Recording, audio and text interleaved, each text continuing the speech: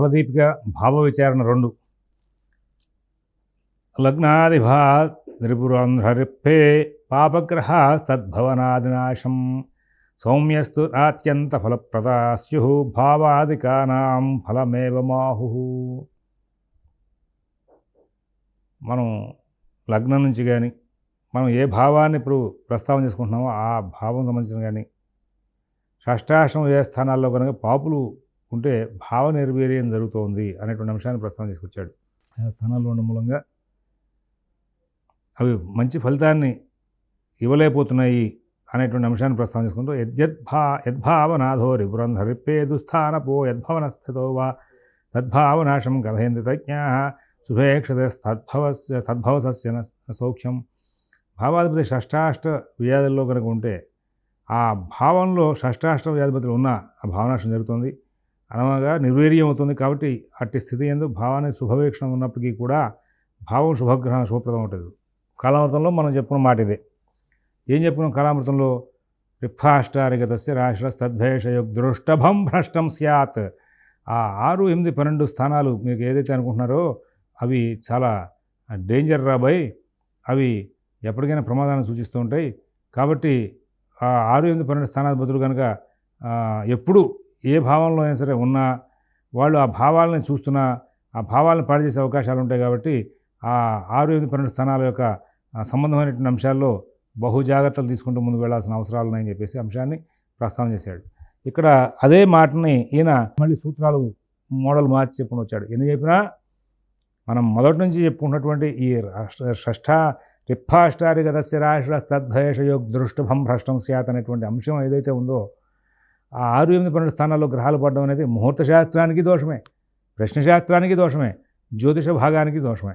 6, 8, 12 స్థానాల్లో ఉంటే కనుక మరి వాటి యొక్క ఫలితాంశాలు చెప్పేటప్పుడు మనం ఏదైనా ఒక గ్రహాన్ని శోధిస్తున్నాం, ఒక లగ్నాన్ని నిర్ణయం చేసాం, ఆ లగ్నం నుంచి 6, 8, 12 స్థానాల్లో ఉన్నారు వాళ్ళు, ఇబ్బంది. మరి ఒక భావాన్ని శోధిస్తున్నాం, ఆ భావానికి 6, 8, 12 స్థానాల్లో గ్రహాలు పడ్డాయి, దోషమే. మరి ఈ అంశాలను ప్రస్తావన చేసేటప్పుడు 6, 8, 12 స్థానాలు ఆ భావాత్వం అనే దాన్ని మనం తీసుకోక్కర్లేదు, అయితే లగ్నం నుంచే ప్రధానం చేసుకోవాలి. ఇంకా దశానాథుడిగా చూసేటప్పుడు దశానాథుడిగా లగ్నం చేసి చూసుకోవడం అనేది మనకి సహజంగా చూసుకొస్తున్నాం. ఆ కారణం చేత మీకు భావాత్తు అన్నదానికి నేను ఒక సందర్భాన్ని మీకు ప్రస్తావన చేస్తూ చాలా విశదీకరణ వివరణ కూడా వెనకాల పారిజాతం గ్రంథం మాట చెప్పేటప్పుడు చెప్పాను మీకు. అది ఇక్కడ భావాత్తు షష్ఠం అని కనుక దాన్ని దోషంగా కనుక పరిగణనలో తీసుకుని మాట్లాడదాము అనేటువంటి కనుక విషయం వస్తే భావాత్తు షష్ఠం చూడక్కర్లేదు అని మీకు మాట చెప్పాను. మీరు బాగా గమనించుకోవాలి. మళ్ళీ ఇక్కడ ప్రస్తావన వస్తుంది కాబట్టి దాన్ని మీకు వెనకాల తీసుకొచ్చి మాట్లాడుతున్నాను. ఎందుకు అంటే అది మొండివాదన కాదు. మొండివాదన నాది అంటే కనుక ఒప్పుకోనండి. ప్రతిదానికి కూడా కప్పుకొని బాగా మొండివాదన చేస్తాడని వాళ్ళు ఎక్కువయ్యారు. అట్లా వద్దు, సునిశ్చితంగా పరిశీలించండి. భావాత్తు షష్ఠం చూడక్కర్లేదు. భావాత్తు షష్ఠం నీకు నష్టం లేదు, చూడక్కర్లేదు, నష్టం లేదు, చూడక్కర్ల. ఎందుకు అక్కర్లేదు అంటే సహజంగా సప్తమ స్థానం మంచిదే, రెండోది కుటుంబ స్థానం, కుటుంబానికి 6వ స్థానమే సప్తమ స్థానం. మరి నువ్వు లగ్నాతు సప్తమంలో ఉన్నాడని స్టడీ చేయి అంతే, భావాతు షష్ఠంలో ఉన్నాడని స్టడీ చేస్తే తప్పు మాట్లాడిన వాడు అవుతావు. మరి లగ్నాతు భాగ్యస్థానం మంచిది, లగ్నాతు భాగ్యస్థానం మంచిదైంది, కానీ అది చతుర్థ స్థానాతు షష్ఠ స్థానం అయింది. చతుర్థ స్థానాతు షష్ఠమైంది కాబట్టి ఇది చాలా దుర్మార్గమైన స్థానం అండి. భాగ్యస్థానం అదే, భాగ్యాధిపతి మంచివాడు, సర్వే త్రికోణేతారో గ్రహ శుభప్రద. మరి త్రికోణాధిపతులందరూ కూడా మంచివాళ్ళు. వాళ్ళు మంచివాళ్ళు కాదంటే ఎట్లా కుదురుతుందండి? రాజ్యస్థానానికి అష్టమ స్థానం పంచమైంది, రాజ్యస్థానాత్తు అష్టమంలో ఉన్నాడండి గ్రహం. యోగించాడంటే వెర్రి వెంగళప్పై జ్యోతిషంలాగా ఉంటుంది. కరెక్ట్ కాదు. ఎందుకంటే దాని మీద మీకు పూర్తి విశదీకరణ వెనకాల చెప్పా. కానీ మళ్ళీ అటువంటి మాటలు వాళ్ళు బాగా వినబడుతూ ఉంటాయి. ఇక్కడ మనం ఇతనికి ఆరోగ్యం చూస్తున్నాం కదా, భావాత్తు భాగ్యంలో లేడు, ఈయన భావాత్తు అష్టమంలో పడ్డాడు. ఆ భావాత్తు అష్టమం అనే మాటని తీసుకుని నువ్వు బేస్ చేస్తే నువ్వు జ్యోతిషశాస్త్రం అక్షరం ఒక చెప్పలేవు. ఇట్లాంటి పిచ్చి మాటలు చెప్పే పరాశర సిద్ధాంతం మనకి అనుకూలంగా లేదండి, చెప్పలేమండి అంటారు. ఎందుకు చెప్పలేమంటే ఇది పిచ్చి మాటలు చెప్పుకుంటున్నారు కాబట్టి. ఇది కాదు, శాస్త్రం చెప్పండి. భాగ్యస్థానం నేను చతుర్థ స్థానానికి షష్ఠ స్థానం భాగ్యమైంది, అష్టమ స్థానం లాభమైంది. లాభస్థానం మంచిదేగా, లాభాధిపతి మంచివాడు కదా, లాభస్థానం మంచిదే. భాగ్యస్థానం ఉంది. ఇంకా భాగ్యస్థానంలో లాభస్థానంలో ఉన్న గ్రహాలు పాడైపోయినాయంటే దానికి ఇంకా భావాత్తును స్టడీ చేసి అబ్బాయి ఇది అయిపోయిందంటే ఎట్లా కుదురుతుంది? ఆయన లగ్నం చూడమన్నాడు, చంద్రుడిని చూడమన్నాడు. ఎందుకంటే లగ్నం ప్రాణమయం శశిస్థ భవనం దేహస్థయో తత్ఫలం ఉన్నాడు. కాబట్టి అక్కడ వాటిని ఒక లగ్నం ప్రాణంగాను చంద్రభవనం దేహంగాను చూసి వాటికి జ్యోతిషం చెప్పుకో. దశానాథహత్తు చూసేటది కానీ దశానాథుడిని లగ్నం చేసుకో అంతా చెప్పాడు. భావాత్ అనే పదానికి అసలు విశ్లేషణలో నీకు పాయింట్ తేలదు. భావాతు చతుర్థ భావాతు అష్టమం అయిపోయింది, మరి లాభస్థానంలో ఉన్నాడు, పాడైపోయింది అనేటైతే అసలు ఇంక లాభస్థానం వేస్ట్. జాతకంలో లాభస్థానం తీసేయాలి, రౌండప్ చేసేయాలి. భాగ్యంలో ఉన్న గ్రహం చతుర్థాతో షష్టం అయిపోయిందండి, మంచిది కాదంటే వేస్ట్, భావం పాడైపోయినట్లు లెక్క. కాబట్టి అంత దూరం వెళ్ళకూడదు. కాబట్టి ఆ రిఫాష్టారిగతస్య రాష్ట్రస్తద్భేష దృష్టభం భ్రష్టం స్యాత్ అనేటువంటి పదం 6, 8, 12 స్థానాధిపతులు వాళ్ళు పాపగ్రహాలు. 6, 8, 12 స్థానాల్లో పడినటువంటి భావాలు పాడవుతాయి. 6, 8, 12 స్థానాధిపతులు చూడబడుతున్న భావాలు పాడవుతాయి. 6, 8, 12 స్థానాధిపతులతో కలిసినటువంటి గ్రహాలు పాడవుతాయి. ఇది భావ విచారణ మొత్తం మనం వెనకాల అటు జాతక పారిజాతంలో చేసుకొచ్చినటువంటి అంశంలోనూ ఇటు ఫలదీపికలో చేసుకున్నటువంటి అంశంలోనూ కూడా మొత్తం కంప్లీట్గా 6, 8, 12 స్థానాధిపతులే మొత్తం నాశనం వాళ్ళు నాశనం చేసుకుంటూ వచ్చారు అన్న అంశాన్ని మనం బాగా ప్రస్ఫుటంగా ఎంత విశ్లేషణాత్మకంగా చూసుకొచ్చాం. ఇదే కాదు, నెక్స్ట్ బృహజ్జాతకంలోకి వెళ్తాం. ఇది అవగానే సారావళి చాలా లఘువుగా తీసేస్తాం. అది చక్కగా నవల చదువుకున్నట్టు చదువుకోవచ్చు అందరూ కూడా. కానీ దాన్ని గైడ్ చేస్తా, ఒక 4-5 ఎపిసోడ్లో తీసేస్తాను. అది బృహజ్జాతకంలోకి వెళ్తాం మనం. అక్కడ కూడా ఈ 6, 8, 12 స్థానాధిపతుల యొక్క విశ్లేషణ బాగా కనబడుతుంది. ఏ గ్రంథంలోకి వెళ్ళినా కనబడుతుందండి.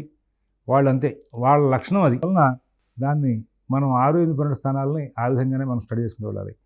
భావాధీశే చ భావేనతి బలరహితే చ గ్రహే కారకేభ్య పాపాంతస్థే చ పాపై రవి సమేక్షితే నాణ్యఖేటై. భావం భావాధిపతి కారకుడు. ఇక్కడ ఇది కూడా కాలామృతం చెప్పినప్పుడు చెప్పుకున్నాం. భావో భావపతిశ్చ కారక ఖగస్తే పాప మధ్యస్థితా. ఉత్తరకాలామృతం ముందులో చెప్పిన కారణం అదే. అయితే ఉత్తరకాలామృతం సూత్రాలని కూడా పరాశర సంబంధమైనటువంటి అనువాద గ్రంథాలకి వాటిని మ్యాచ్ చేస్తూ ముందుకు వెళ్ళాలి అంటే కనుక ఆ సూత్రాలు మొత్తం వల్లించాలి. నాకు మా గురువుగారు అలా వల్లింపు చేయించారు. నేను అందుకోసం చూసినప్పుడల్లా వెళ్తూ ఉంటాను. నాకు భావో భావపతిశ్చ కారక ఖగస్తే పాప మధ్యస్థిత. మిగతా గ్రంథాల శ్లోకాలని వల్లించాల్సిన అవసరం ఉంది, అన్నీ ఒకటేగా. నిన్న రోజు ఎపిసోడ్లో మనకి నాశస్థానకతో దివాకరకర లుప్తస్థితి రాశిపో వచ్చింది కదా. వింతే, వీటి లక్షణం అంతే, ఇంక దాటి వెళ్ళడానికి లేదు. అందువల్ల మూలము ఏదో 1-2 గ్రంథాల శ్లోకాలని సూత్రంగా ఉన్నటువంటి శ్లోకాలు, అన్ని శ్లోకాలు చదవక్కల, వాటిని బాగా వల్లిస్తే కనుక మీకు వీటన్నిటిని కూడా స్టడీ చేసి విశ్లేషణ చేసేప్పుడు చాలా తేలిగ్గా పాయింట్ వెళ్ళిపోతూ ఉంటాయి. భావాధీశే చ భావే సతిబలరహితే చ గ్రహే కారకే కారకాఖ్యే పాపాంతస్థే చ పాపై రవి సమేతే క్షితే నాణ్యఖేటై. ఇంత బారు తీసేడిన ఆయన సింపుల్గా భావో భావపదశ కారక ఖగస్తే పాప మధ్యస్థా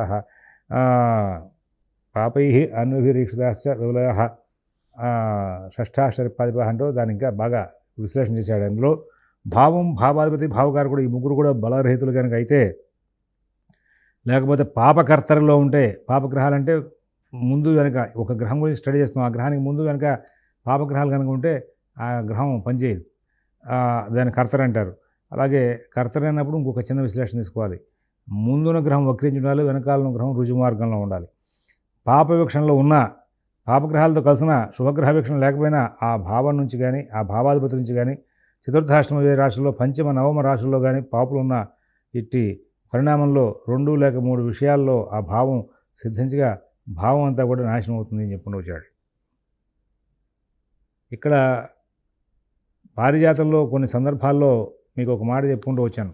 ఏమండి, అక్కడ అమ్మాయికి తల్లి చచ్చిపోయిందండి, కానీ ఆ సందర్భంలో వివాహం కూడా నిర్ణయమైంది అంటారు కొంతమంది. ఎందుకంటే తల్లి చచ్చిపోయినప్పుడు వివాహం నిర్ణయమైంది.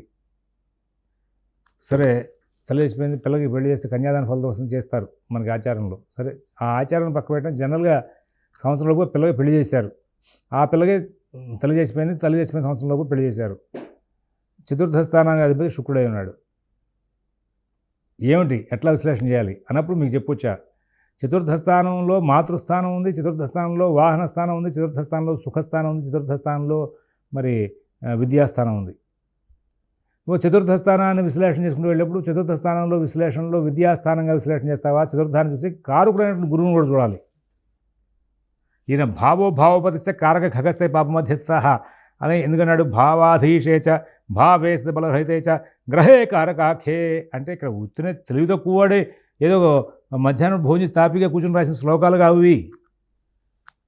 జాతక విశ్లేషణకి ఒక భావం పాడైపోతే మొత్తం అంతా ఏమండి, ఒక భావం ఒకడికి చిన్నప్పుడు తెలియజేసిపోతుంది. చతుర్థ స్థానం విద్యాస్థానం అనుకుంటున్నాం, కానీ వాడి చదువు వచ్చింది బాగా. చతుర్థ స్థానం పాడైపోయిందే చెప్తావా? చతుర్థ స్థానం పాడైపోతే వాడికి సొంత ఇల్లు ఉంది, వాడికి విద్య వచ్చింది, తల్లి లేదు, చిన్నప్పుడు చచ్చిపోయింది. ఈ మూడింటిని ఎట్లా బ్యాలెన్స్ చేస్తావు నువ్వు? ఆ మూడింటిని బ్యాలెన్స్ చేయాలంటే ఆ చతుర్థ స్థానాన్ని పట్టుకున్నావు నువ్వు. ఈ చతుర్థ స్థానాన్ని పట్టుకుని వేలాడి దీంతో సబ్జెక్ట్ చెప్తున్నప్పుడు చతుర్థంలో గురువు విద్యాస్థానానికి కారకుడు కాబట్టి నువ్వు చతుర్థ స్థానాన్ని చూడాలి, గురువుని చూడాలి. కారకుడు పాడైపోయాడు, అధిపతి పాడైపోయినప్పుడు మొత్తం పాడైపోతుంది. కానీ కారకుడు అధిపతి ఇద్దరు ఎవరో ఒకరు బాగుంటే కనుక బండి నడిచే అవకాశం ఉంది. నువ్వు వాహన స్థానం చూస్తున్నావు, చతుర్థ స్థానం చూస్తున్నావు. శుక్రుడు కారకుడు, వాహన కారకుడు. శుక్రో వివాహో భాగ్యంచ భోగస్థానంచ వాహనం. కాబట్టి ఇక్కడ చతుర్థ స్థానం చూసేటప్పుడు ఇక్కడ చతుర్థ స్థానం బాగుందా పాడైందా? వాహన కారకుడైన శుక్రుడు బాగున్నాడా పాడయ్యాడా? కాబట్టి నువ్వు చతుర్థ స్థానాన్ని శుక్రుని ఇద్దరిని చూసి చెప్పాలి అక్కడ. అప్పుడు భావాధిపతి కారకుడు ముగ్గురిని బేస్ చేసిన తర్వాత అప్పుడు నువ్వు రిజల్ట్ ఫైనల్ చేయాలి. ఎట్లా పడితే అట్లా చతుర్థ స్థానం పాడైపోయిందయ్యా, వీడికి చదువు రాదు, కరెక్టే. చతుర్థ స్థానం పాడైపోయింది, తల్లి కూడా చచ్చిపోయిందా? ఆ పెడగా మాట్లాడాను అనుకోవద్దు మీరు. అలా తేలిగ్గా శాస్త్రాన్ని చెప్పేయడం మూలంగా శాస్త్రం అవహేళన అట్లా ఎన్ని స్టడీ చేయాలి? ఒక విషయాన్ని నువ్వు స్టడీ చేయాలంటే భావాన్ని స్టడీ చేయాలి, భావాధిపతిని స్టడీ చేయాలి, భావకారకుని స్టడీ చేయాలి. నీకేదో చతుర్థ స్థానం పాడైపోయింది, అబ్బా శుక్రుడు బాగాలేదు, ఏడి పెళ్లి కాదు, శుక్రుడు బాగాలేదు పెళ్లి కాదు, పిచ్చి మాటలు వాళ్ళు చాలా చోట్ల వింటున్నారు, మీరు గమనించుకోవాలి. ఇలా చెప్పి బెదిరిస్తున్నారు. నేను చెప్తానే జ్యోతిషం సంబంధంగా వీళ్ళందరూ కూడా జ్యోతిష ఉగ్రవాదులు. అలాగా జ్యోతిషం కోసం వచ్చిన వాళ్ళని శుక్రుడు పాడైపోయా, వీడికి పెళ్ళి ఏముండదు, భార్య సుఖం ఉండదు అని చెప్పేస్తే ఒక కారకుడితో నిర్ణయం చేస్తావా? ఒక కారకుడితో నిర్ణయం చేస్తావా? శుక్రుడు కన్యలో ఉండగా, నీచ భాగాల్లో ఉండగా, దిగ్రామో మనయుక్ దినం శరీరం తారాహ 27 భాగాల్లో ఉంటే కుటుంబ స్థానం కళత్ర స్థానం బాగున్న వాళ్ళు చాలామంది ఉంటారు, చూసుకోండి, చాలామంది. గురువు మకరంలో ఉన్నప్పటికీ కూడా విద్యాయోగం ఉన్న వాళ్ళు చాలామంది ఉంటారు. ప్రత్యక్షంగా వాళ్ళ నాలెడ్జ్ ప్రదర్శిస్తూ ఉన్నటువంటి వాళ్ళు ఉంటారు. మొదటి 5 భాగాల్లో తీసుకోండి, ఆయన శరీరం ఉన్నాడు కదా, మొదటి 5 భాగాల్లో చూసుకోండి. మకరంలో మొదటి 5 భాగాల్లో ఉన్నప్పుడు ఎందుకు చదువు వస్తోంది అంటే కేవలం కారకుడే కాదు, అక్కడ ఆ ఆధిపత్యాల స్థానాలు కూడా చూడాలి. అలాంటిది ఇక్కడ ఈయన కూడా ఇప్పుడు దాన్నే అభ్యసిస్తాడు. ఇక్కడ భావోపతిశ్చ కారక ఖగస్తే పాప మధ్యస్థతాహ అన్నటువంటి ఆ శ్లోకాన్ని ఇక్కడ అన్వయం చేసుకుని వెళ్ళినప్పుడు భావాధిపతిని, భావాన్ని, కారకుడిని ముగ్గురిని కూడా ఎందుకు చెప్పాడు ఇక్కడ అంటే నువ్వు కేవలం ఒకరిని పట్టుకుని మొత్తం భావం పాడైపోయిందని చెప్పి బెదిరిస్తే చాలా తప్పు చేసిన వాడు అవుతావు. నీకు శాస్త్రం రానట్లెక్క, నీకు అన్వయం కుదరనట్లెక్క. అంత చక్కటి విశ్లేషణ ఇస్తే ఇక్కడ పరాశర విధానంలో జ్యోతిషం చెప్పలేమంటే ఇవాళ కొత్తగా వచ్చిన కేబీ సిస్టమ్ వచ్చింది. ఇంతకుముందు జాతకాలు చక్కగా చకచక చెప్పి మొత్తం అంతా ప్రశ్నలు చెప్పి అన్ని నిరూపించుకోరా. విజయనగర సామ్రాజ్యంలో అక్కడ బ్రిటిషర్స్ టైంలో వాళ్ళు ప్రశ్నల మీద జాతకాలు చెప్పినట్టు వాళ్ళు చెప్పి గౌరవ మర్యాదలు పొందారని చెప్పేసి ఆ సిద్ధాంతుల యొక్క విశేషాలు చెప్పుకున్నాం. ఎన్నున్నాయి వాళ్ళందరికీ కేపీ సిస్టమ్ తెలుసా? కేవలం పరాశర విధానం, జీవన విధానం తెలుసు. ఎలా చెప్పారు అంటే ప్రాక్టీస్ చేశారయ్యా, శాస్త్రాన్ని అధ్యయనం చేశారయ్యా, శాస్త్రంగా అధ్యయనం చేశారు. శాస్త్రంలో మార్పు రాలా, గ్రహాల్లో మార్పు రాలా, వీటిని అధ్యయనం చేసి అన్వయం చేసేటువంటి బుద్ధి మన దగ్గర దూరం అయింది. జ్యోతిషం సైన్సే. జ్యోతిషం సైన్స్ కాదనడానికి ఎట్లా సరిపోతుందంటే ఇద్దరు చెప్తారు. అసలు పూర్తిగా హేతువాదులు జ్యోతిషం సైన్స్ కాదంటారు. రెండోది దీన్ని చదవనివాడు చెప్తాడు. దీన్ని పూర్తిగా అధ్యయనం చేసిన వాడు ఎవరున్నారు? అధ్యయనం చేసి అమలు చేసేవాళ్ళు చాలా తక్కువ అయ్యారు వాళ్ళ. నేను ఈ జ్యోతిషం బాలశిక్ష పాఠాల్లో మొట్టమొదటి చెప్పా. మాకు మా ఇంటికి ఒక ఆయన రామచంద్రరావు గారిని చెప్పి వస్తూ ఉండేవాడు, ఎస్ రామచంద్రరావు గారు, హైదరాబాదు. ఆయన నువ్వు ఎన్ని భావాలు పర్ఫెక్ట్గా స్టడీ చేసావు అని అడిగేవాడు. అందులో చాలా లాజిక్గా నాకు వయసు పెరుగుతుంది, ఆ ప్రశ్న గుర్తుకొస్తుంది, చాలా ఇది వస్తుంది. ఎన్ని భావాలు అన్న దాంట్లో చాలా ముడిపడి ఉంది. ఆ విధంగా మనం వాళ్ళ శోధన చేయలేదు కాబట్టి చివరికి మనం ఏం చేస్తామంటే ఏదో ఒక గుడ్డగాల్చి మీద పడడానికి ఏదో తప్పించుకోవడానికి మార్గం కావాలి కాబట్టి పరాశర విధానంలో తొందరగా తేలదండి. పరాశర విధానంలో రూల్స్ వాళ్ళు అమలవు. ఇవాళ ఎందుకు అమలవు? కలియుగం చివరి రోజు వరకు కూడా అవుతాయి. సృష్టి ఆరంభం దగ్గర నుంచి కలియుగం చివరి రోజు వరకు కూడా ఈ మహర్షులు చెప్పినటువంటి వాక్యాలు ఏవైతే ఉన్నాయో అవన్నీ అవుతాయి. వీటి సింపుల్ లాజిక్లన్నీ కూడా వాటిని అధ్యయనం చేయడానికి మనకి లేక, మనం చెప్పినటువంటి గురువులు సరైన వాళ్ళు లేక. నువ్వు అంత పర్ఫెక్ట్గా ఇవాళ నాకు పాఠం చెప్తున్నావా అని అడుగుతారేమో. నేను ఉన్నంతలో చాలా మటుకు థియరీ నేను అందరి దగ్గర నుంచి లాగి మొత్తం సంపాదించిన విద్యని దాచుకోకూడదని చెప్పేసి ఇక్కడ కూర్చొని మీ అందరికీ కూడా ఓపెన్గా టీవీలో కూర్చొని ఇక్కడ పాఠం చెప్తున్నా. ఈ ఛానల్ వాళ్ళు కూడా అవకాశం ఇచ్చారు దానికోసం.